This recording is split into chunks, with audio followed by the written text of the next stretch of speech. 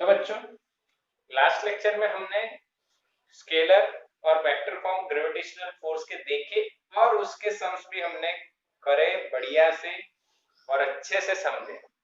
अब हम क्या बात करने वाले हैं, तो आज हम लोग बात करने वाले हैं ग्रेविटेशनल कांस्टेंट। ग्रेविटेशनल कांस्टेंट जिसका सिंबल आपको पता है जी, जिसकी वैल्यू भी आपको पता है 6.67 into 10⁻11 newton into metre square upon KG square, ये सबको पता है।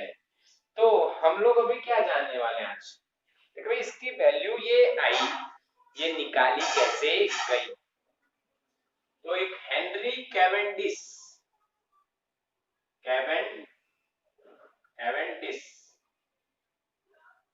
नाम के साइंटिस्ट, उन्होंने एक एक्सपेरिमेंट किया। उस एक्सपेरिमेंट के बेसिस पे हम लोग इसकी वैल्यू कैसे फाइंड हुई होगी ये अंदाजा लगा सकते हैं। तो रेडी हो बच्चों समझने के लिए कैवेंडिश एक्सपेरिमेंट? यस और no? Ready for this? Okay, तो let's start Cavendish experiment now. First of all Cavendish ने क्या किया, तो यहां से हम लोग एक वायर लटका दिया, उन्होंने एक वायर लटका दिया, उस वायर के साथ दूसरा एक वायर कनेक्ट कर दिया और उस वायर के दोनों एंड पे स्मॉल एम मास वाले लेड के दो स्फीयर लगा दिए, छोटे से छोटे। ओके, छोटे छोटे स्फीयर। अच्छा, ये ऐसे घूम सके इस तरह की अरेंजमेंट की गई। ओके, ये लाइन डायग्राम है बच्चों, रियलिटी में फील इसको अलग से डिवाइस होगी पूरी, ये तो अलग बात है, पर अभी हम लोग लाइन डायग्राम से समझ रहे हैं। अब इस जो ये भाई इसकी लेंथ है रॉड की या वायर की, उसकी एल लेंथ है। तो अब मुझे आप ये समझाओ कि ये जो सिस्टम है, इस सिस्टम को आप समझ रहे हो ना? दो लेड के छोटे छोटे स्फीयर्स लगा दिए। ओके, बिल्कुल समझ रहे हो। अब क्या किया गया, अब मैं इसको थोड़ा सा टेढ़ा कर देता हूँ, आपको फील आए, इसलिए आपको क्या आए, फील आए। मैं इसको थोड़ा सा टेढ़ा कर देता हूँ,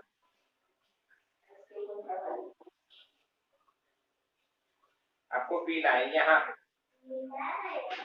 ठीक है, ये सेंटर, ये एल है, यहाँ पे बच्चों उन्होंने दूसरा बड़ा वाला कैपिटल एम मास का एक और लेड का स्फीयर रखा, और ये जो डिस्टेंस था यहाँ से, वो डिस्टेंस मान लो आर है। कितनी दूरी पे रखा, आर दूरी पे। इसी से भी आर दूरी पे इधर बड़ा एक लेड का दूसरा ब्लॉक, सॉरी स्फीयर रखा। ये स्फीयर है बच्चों, समझ रहे हो सिस्टम? दो स्फीयर रख दिए। अच्छा, अब क्या होगा देखो, ग्रेविटेशनल फोर्स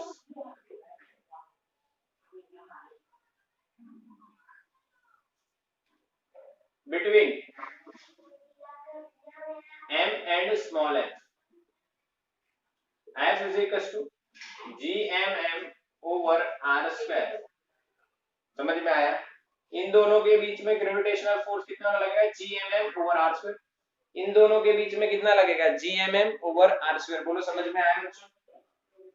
हाँ कि नहीं?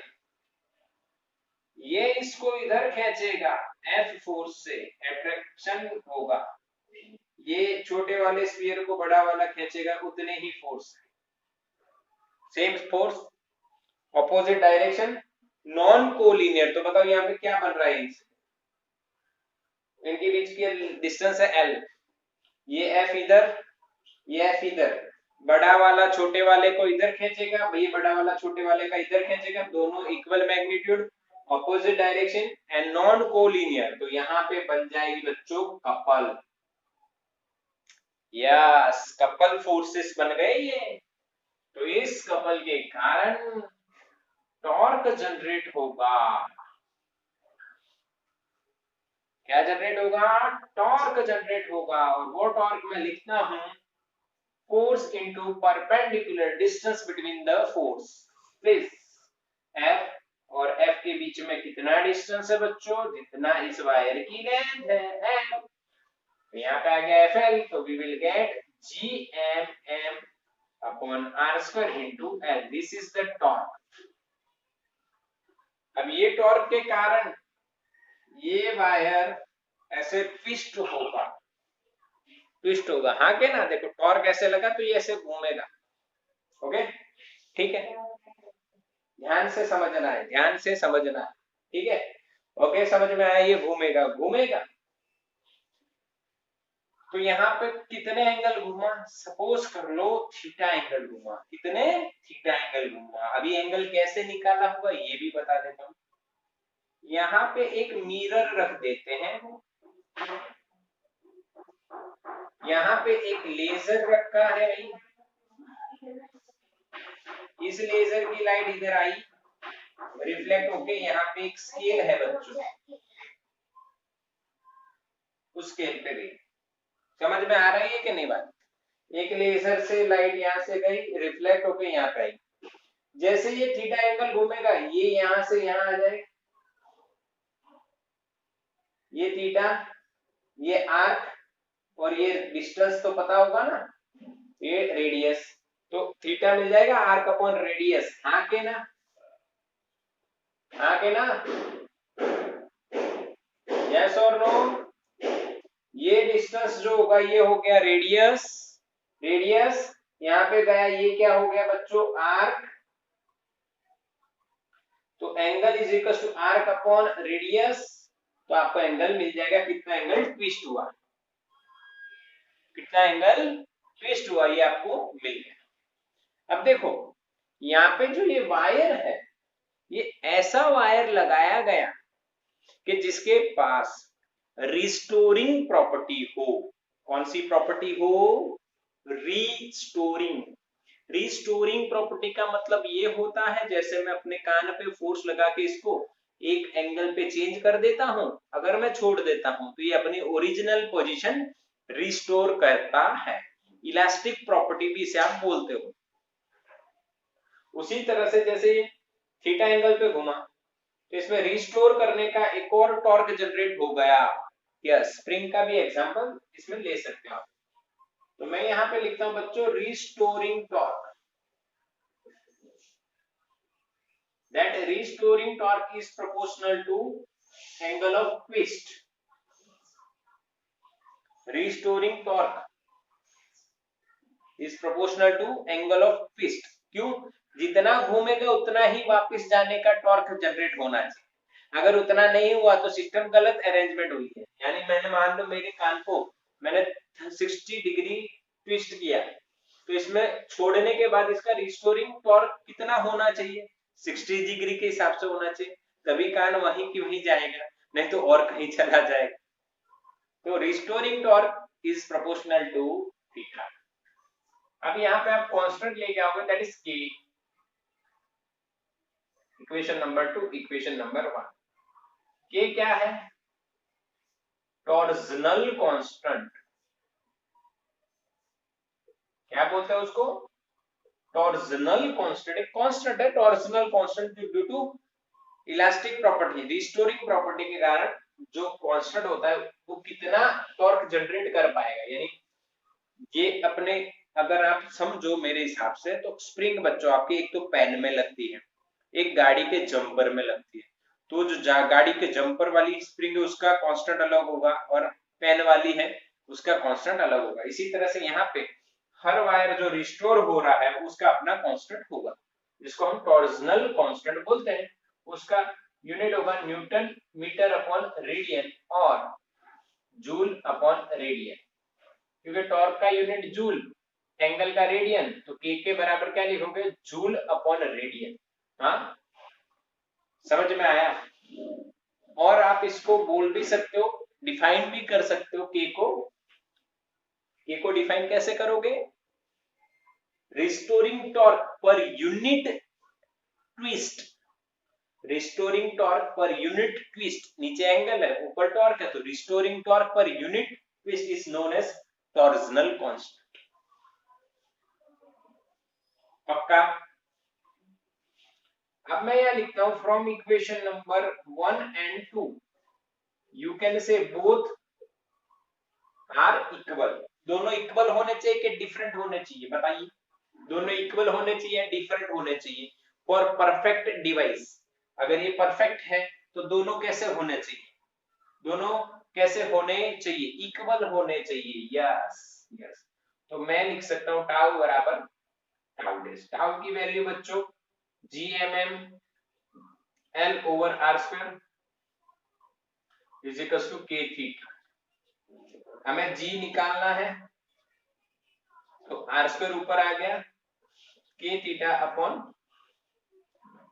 MML। बोलो समझ में आया बच्चों? हाँ के ना?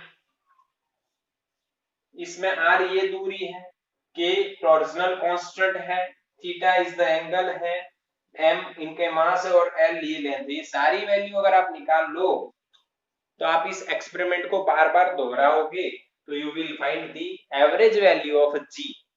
और वो हम कितनी लेते हैं? 6.67 into 10⁻11 newton metre square upon KG square. बोलो समझ में आया? हाँ के ना? तो स्क्रीनशॉट लो बेटा इसका फटाफट। चलो बच्चों क्लियर?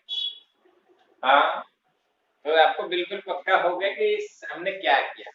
पहले टॉर्क फिर टॉर्जनल टॉर्क या रिस्टोरिंग टॉर्क, दोनों को इक्वल कर दो, you will get the final answer. अच्छा, ये प्रोसेस कैसे हुई ये आपको समझ में आ गया, पर जेई नीट में ये पूछा नहीं जाएगा।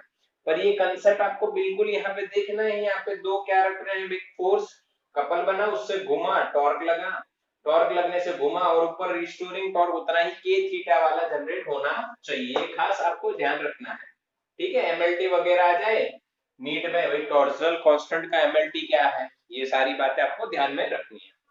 अगर इसका कोई सम आएगा तो उसका एक इक्वेशन में आपको याद रखने का तरीका बता देता हूं। भाई नदी को इंग्लिश में क्या कहते हैं?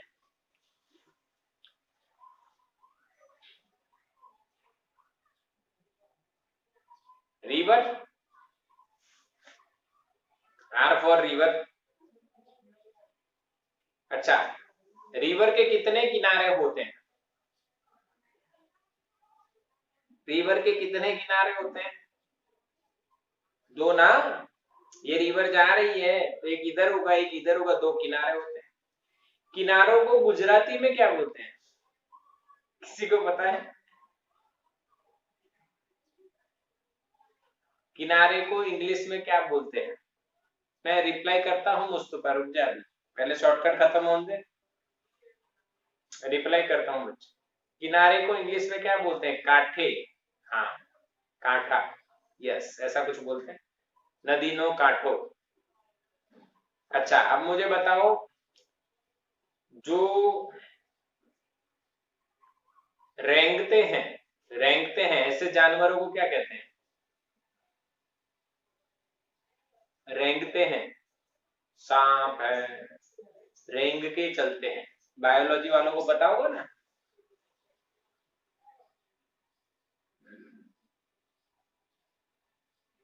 Reptile, yes. मैमल्स कुछ नाम सुना है? मैमल्स, या मैं गलत बोल दिया? रेंगते हो, हाँ, वो मैमल्स कहते हैं ना किसी को। तो बस यही शॉर्टकट है, वो तो हम हैं। अच्छा, हम लोग, ओके सॉरी, मुझे नहीं पता। अच्छा, मैमल्स नाम तो सुना होगा ना, जानवरों में आता है, यस। तो रिवर के दो कांठे मैमल्स हैं, ऐसे याद रखो। क्या याद रखोगे? रिवर के दो कांठे कौन है भाई? मैमल्स हैं। समझ में आया? उतरा, याद रह गया? और इसको एनसीईआरटी के पास लिख दो, ये इक्वेशन के पास ऐसा इक्वेशन बना दो और ये लिख दो, रिवर के दो कांठे, वहां पे मैमल्स हैं बच्चों। ये हमारा तरीका है शॉर्टकट में, आपको शॉर्टकट में करवाता हूँ जिसे जी नीट में आप जल्दी से इक्वेशन रिकॉल कर पाओ, रिकॉल कर पाओ। और सम्स में भी हमारे जैसा शॉर्टकट आपको जो मैंने दिया है उसकी तो बात ही का क्या भाई, कल मैंने आपको शॉर्टकट कराया, तो ये भी एक शॉर्टकट तरीका होता है, ठीक है। चलो, तो ये ग्रेविटेशनल कांस्टेंट कैविटीज एक्सपेरिमेंट आपका पूरा खत्म।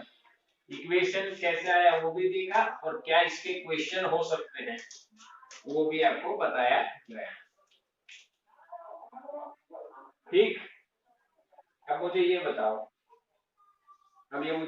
आप नेक्स्ट टॉपिक क्या, एक्सेलरेशन ड्यू टू ग्रेविटी है। आप कहोगे यस सर, वही है।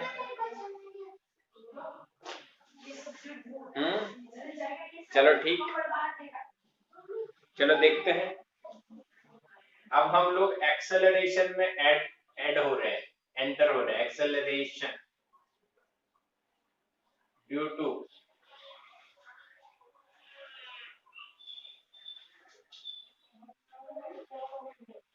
ग्रेविटी, हम किस में ऐड हो रहे हैं, अब एंटर हो रहे हैं एक्सेलरेशन में। अभी तक हम फोर्स कर रहे थे, अब हम एक्सेलरेशन की बात कर रहे हैं, ग्रेविटी की बात कर रहे हैं। क्यों ग्रेविटी की बात इतनी इंपॉर्टेंट है बच्चों, तो आप मुझे बताओ पहले, एक मेरी बात पहले बताओ मुझे कि अगर हम अर्थ से ऊपर जाते हैं बहुत, तो क्या हमें स्पेशल काइंड ऑफ सूट पहनना पड़ेगा, स्पेस सूट। यस। और या हम पानी के अंदर, समंदर के अंदर गहराई में जाते हैं, तो भी हमें स्पेशल टाइप का एक सूट पहनना पड़ता है, नहीं तो हमारी हार्ट अटैक से मौत हो सकती है। तो ऐसा तो क्या होता है ऊपर जाने से और नीचे जाने पे, यस, प्रेशर चेंज होता है, प्रेशर चेंज होता है। अब प्रेशर जो है बच्चों, उसका इक्वेशन होता है, जो आप आगे पढ़ोगे चैप्टर नंबर 10 में, प्रेशर चेंज होता है, उसका इक्वेशन है रो जी एच। उसमें जी आता है, जी इज द ग्रेविटी, और gravity acceleration, gravitational acceleration, acceleration due to gravity. तो वो जी चेंज होता है, ये भी चेंज होता है, और हाइट भी चेंज होती है। तो ये मेजरमेंट करना है हमें कि एक्सेलरेशन ड्यू टू ग्रेविटी तो एकदम सिंपल है, कोई जिसमें बड़ी बात नहीं है, सिंपल है। बट जैसे जैसे हम आगे जाएंगे, नेक्स्ट में हम क्या देखेंगे भाई, जैसे हम हाइट पे जाते हैं तो ग्रेविटी चेंज हो जाती है, डेप्थ में जाते हैं तो ग्रेविटी चेंज हो जाती है, कोई चीज गोल घूम रही है तो उसकी ग्रेविटी चेंज हो जाती है, यानी ग्रेविटी चेंज हो रही है। ग्रेविटी जो हम लेते हैं 9.8 metre per second square, gravitational acceleration, gravitational acceleration 9.8 into 9.8 metre per second square, हाँ, वो चेंज होता है, ये हमें पढ़ना है, ठीक है। तो सबसे पहले ग्रेविटी जो है उसके कारण जो एक्सेलरेशन मिलता है वो कैसे निकाला जाता है, तो ये हम लोग अर्थ की बात कर लेते हैं, ठीक है। क्या अर्थ की बात नहीं कर रहे हैं, तो हम एक ऑब्जेक्ट की बात कर रहे हैं जिसकी रेडियस मान लीजिए बच्चों कैपिटल आर है, और उसका मास जो है वो कैपिटल एम है, ठीक, समझ में आया। एक ऑब्जेक्ट है बड़ा सारा जिसका मास एम है और उसकी रेडियस आर है, स्फेरिकल ऑब्जेक्ट है। मास यानी इसके बारे में मैं यहां लिखता हूं, मास दे दिया भी हमें एम, मान लीजिए इसकी डेंसिटी भी दी है हमें, डेंसिटी भी दी है, दैट इज रो, डेंसिटी कितनी है, रो, ठीक है। अब इसके कारण अगर ग्रेविटी है तो उसका एक्सेलरेशन कितना है ये हम निकालने वाले हैं। तो इसका तरीका देखो, आप न्यूटन सेकंड लॉ देखे हुए हैं, आप न्यूटन का सेकंड लॉ देखे हुए हैं, यस और नो, हाँ के ना, ओके। तो बच्चों मास m है, डेंसिटी रो है और रेडियस r है। आपको पता है न्यूटन सेकंड लॉ हम पढ़े हैं, F बराबर ma, father is equal to mass. तो अगर आपको एक्सेलरेशन निकालना है तो क्या करना पड़ेगा, फोर्स अपॉन मास, बस यही आपको करना है। अगर आपने ये निकाल लिया तो कोई दिक्कत नहीं है। बट बच्चों अब हम इसको जब स्टडी करेंगे तो हम इसको 3 केसेस में स्टडी करेंगे। हम लोग पहले आउटसाइड कितनी ग्रेविटी है वो निकालें। आउटसाइड, आउटसाइड का मतलब क्या, मान लीजिए यहाँ पे कोई पॉइंट है बच्चों, इस पॉइंट पे कितनी ग्रेविटी है, तो इसका जो डिस्टेंस है वो रेडियस से ज्यादा होगा। ये जो पॉइंट है इसका जो डिस्टेंस हम निकालेंगे r, वो रेडियस से ज्यादा होगा। ठीक है, अब आपको मानना है कि P पॉइंट पे एक मास हमने रख दिया, तो ग्रेविटेशनल फोर्स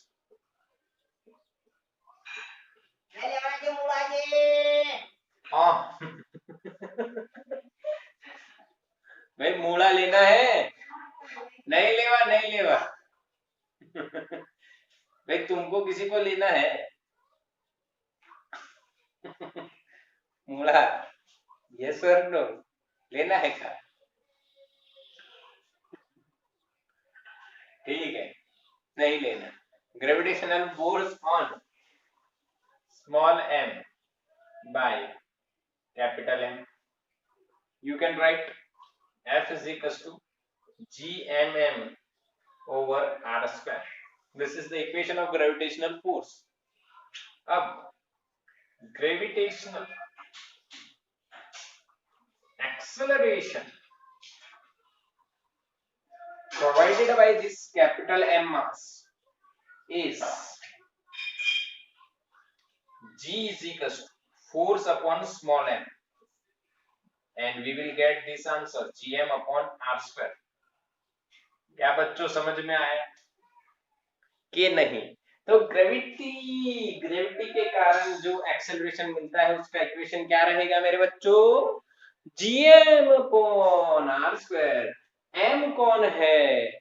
जिस मास की आप ग्रेविटी निकाल रहे हो। r क्या है? जिस दूरी पे आप निकाल रहे हो। g क्या है? ग्रेविटेशनल कांस्टेंट है। और यहाँ पे ये जो स्मॉल मास क्या है? ये बच्चों टेस्ट करने के लिए था। per unit mass what is the force is called gravitational acceleration. क्या समझ में आया बच्चों? हाँ कि ना, बताओ समझ में आया कि नहीं? G M upon R square समझ में आया? चलो ठीक, चलो समझ में आया। यस, एक बार फिर से रिपीट करते हैं। फोर्स इस मास और इस मास के बीच में कितना लगेगा? G M M upon distance between their centres. Okay, R square. अब आपको एक्सेलरेशन फाइंड करना है तो फोर्स अपॉन मास कर दो।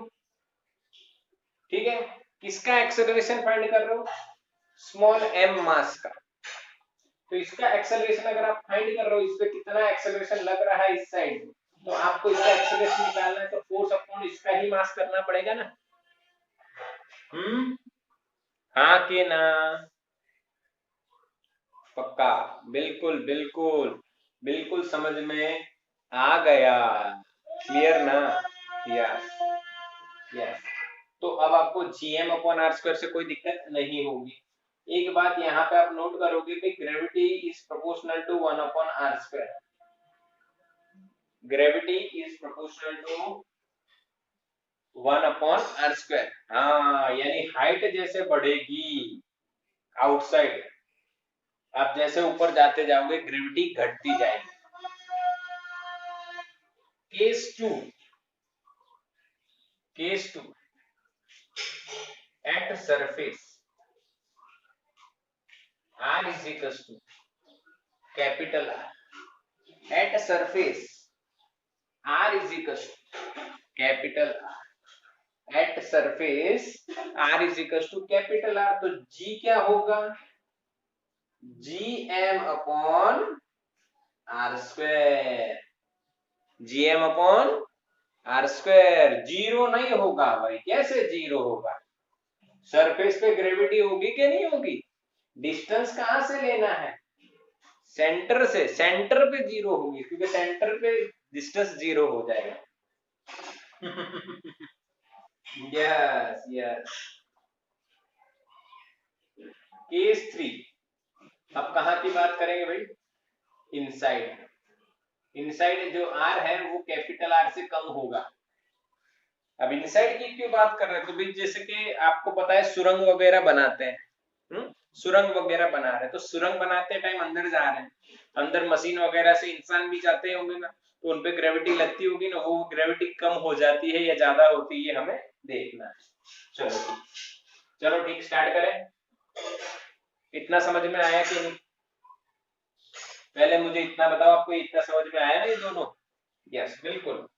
Eight surface, at outside, at the point outside of the body, and finally we will discuss about the inside point. तो बच्चों inside की बात करेंगे, तो मान लो ये जो, मान लीजिए यहाँ पे कुछ डिस्टेंस हम लेते हैं r और ये पार्ट लेते हैं, तो यहाँ पे अगर m मास होता तो यहाँ पे जो ग्रेविटी लिखी जाएगी बच्चों वो उतनी लिखी जाएगी जो पहले थी, पर gm/r² नहीं, इस बार m डैश होगा। क्यों? सिर्फ इतना ही मास रिस्पॉन्सिबल है ना जो ग्रेविटी देगा, that is m dash. Yes और नो? क्या बच्चों मेरी बात समझ में आई कि नहीं? कि नहीं बोलो, मैसेज करो। क्योंकि जब हम अंदर लाते हैं, जब हम अंदर लाएंगे तो ये शेल हो जाएगा, और शेल के अंदर अगर कोई मास है तो उससे कोई फोर्स नहीं लगेगा, तो सिर्फ फोर्स किसके कारण लगेगा? ये जो रिमेनिंग स्फेरिकल शेप मैंने बताया आपको उससे लगेगा, इतना ही मास उसमें फोर्स लगाएगा। क्या बच्चों बिल्कुल क्लियर हुआ? हाँ के ना?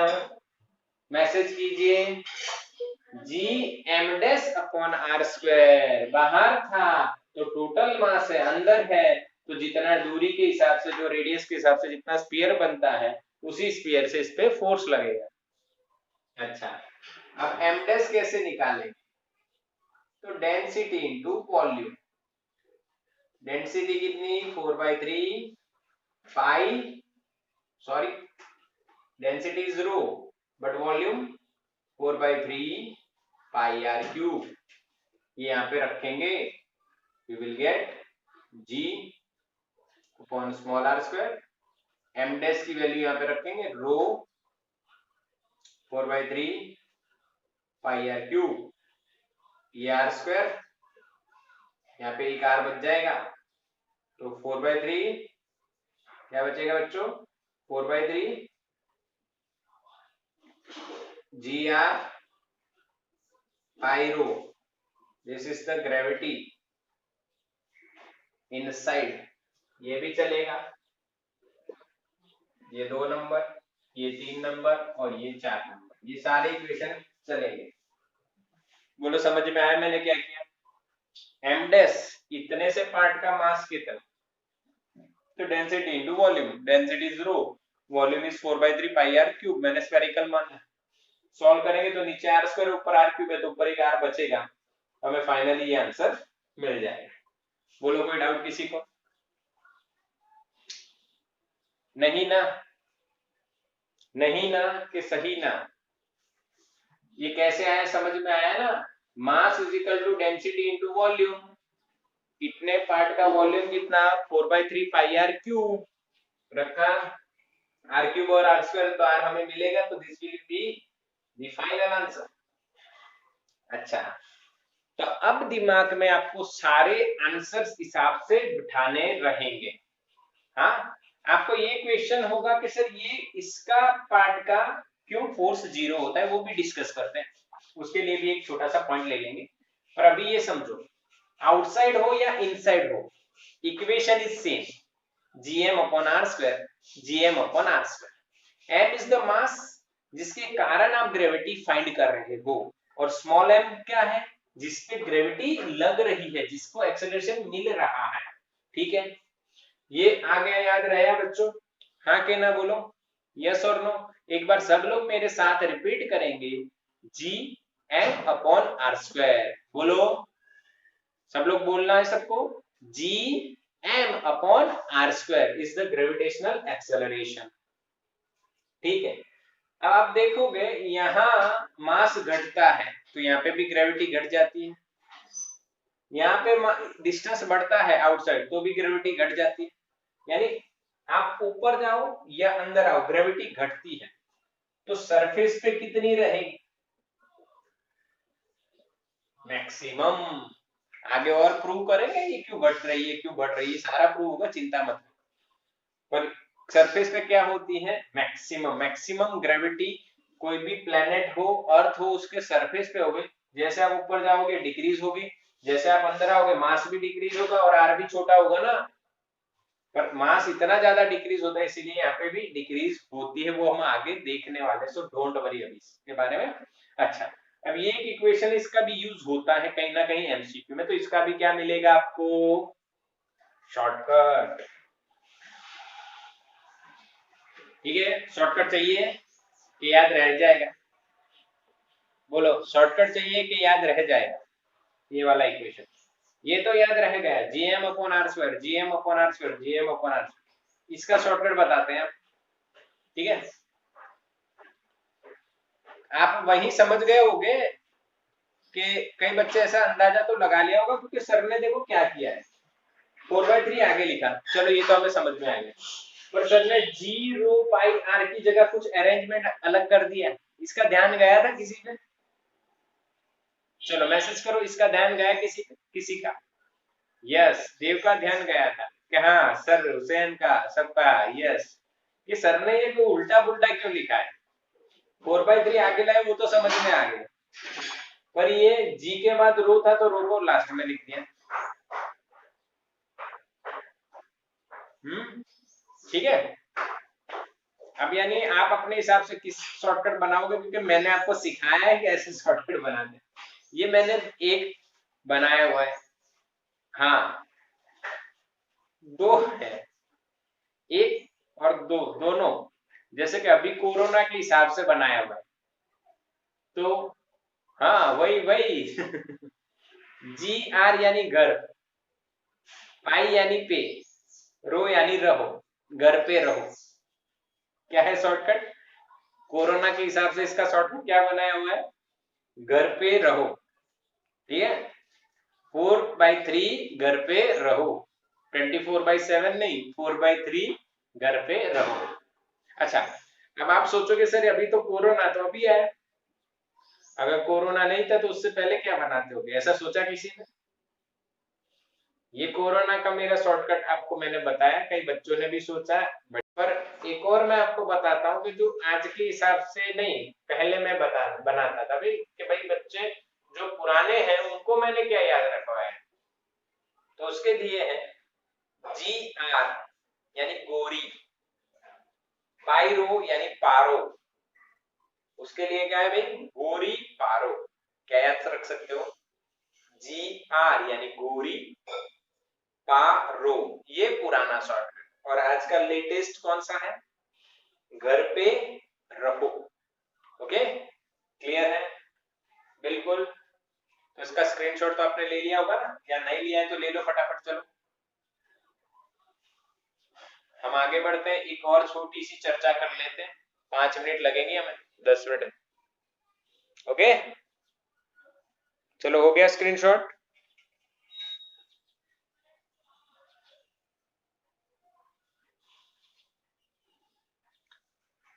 डन? स्क्रीनशॉट लो यार जल्दी, मैसेज नहीं कर रहे हो या तो फिर मैं ले लूं। ठीक, हो गया।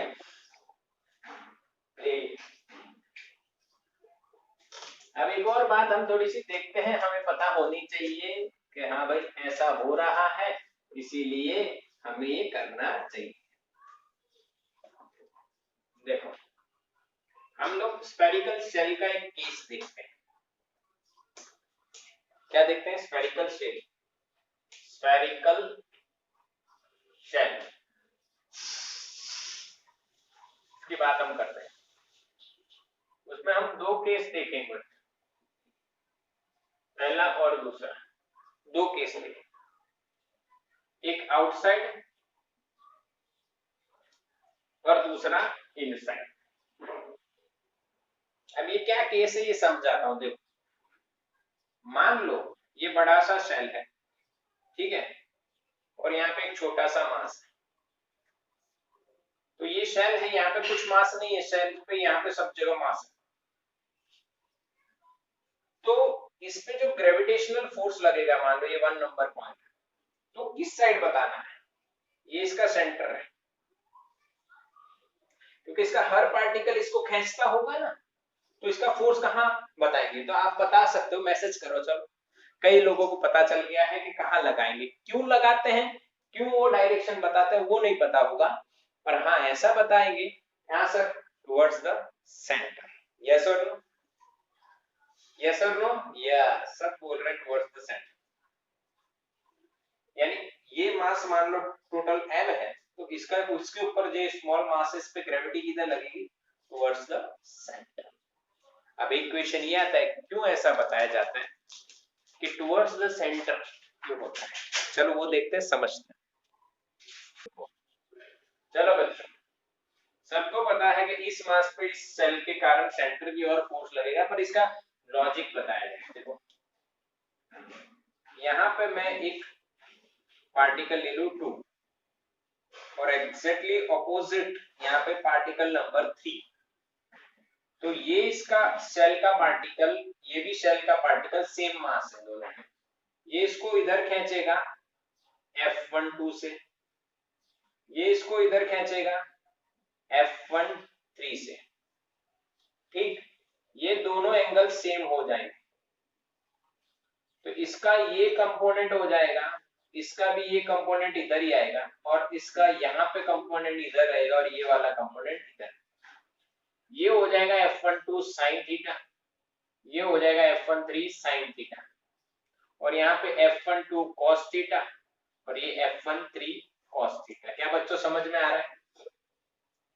अगर इन दोनों का मास सेम है और ये दूरी सेम है, तो ये F13 और F12 फोर्स सेम हो जाएंगे, तो ये इक्वल मैग्नीट्यूड ऑपोजिट डायरेक्शन एक दूसरे की इफेक्ट को क्या कर देंगे? Cancel out. एक दूसरे की इफेक्ट को क्या कर देंगे बच्चों? Cancel out. तो आंसर क्या आएगा कि भाई जो रिजल्टेंट फोर्स है वो towards the centre, resultant force जो लगेगा वो towards centre. Yes or no? This is the logic, this is the concept, how resultant force acting towards the center, and why we have to take the direction of the resultant force towards the center or force towards the center. समझ में आया? दूसरी बात बच्चों, अगर किसी cell के अंदर कोई मास आपने रख दिया m, यहाँ पे भी इसका मास m मान, तो उस पे फोर्स ग्रेविटी और ग्रेविटेशनल फोर्स क्या हो जाएगा? 0। कैसे? क्योंकि यहाँ पे एक पार्टिकल मानो वो उसको इधर खींचेगा, उसके ऑपोजिट में दूसरा पार्टिकल इसको इधर खींचेगा, दोनों कैंसिल। ऐसे सभी पार्टिकल्स के कारण इसमें लगता हुआ टोटल फोर्स क्या हो जाएगा? कैंसिल। बोलो समझ में आया कि नहीं? सेल के अंदर अगर कोई मास हो तो टोटल फोर्स 0 होगा, और बाहर कोई मास हो तो जो टोटल फोर्स लगेगा, रिजल्टेंट फोर्स लगेगा, ग्रेविटेशनल फोर्स, रिजल्टेंट फोर्स जो लगेगा वो टुवर्ड्स द सेंटर लगेगा, क्योंकि उसके y कंपोनेंट क्या हो जाते हैं? Cancel out. समझ में आया बच्चों? हाँ कि ना? मैसेज करो। डन। तो स्क्रीनशॉट ले लो इसका।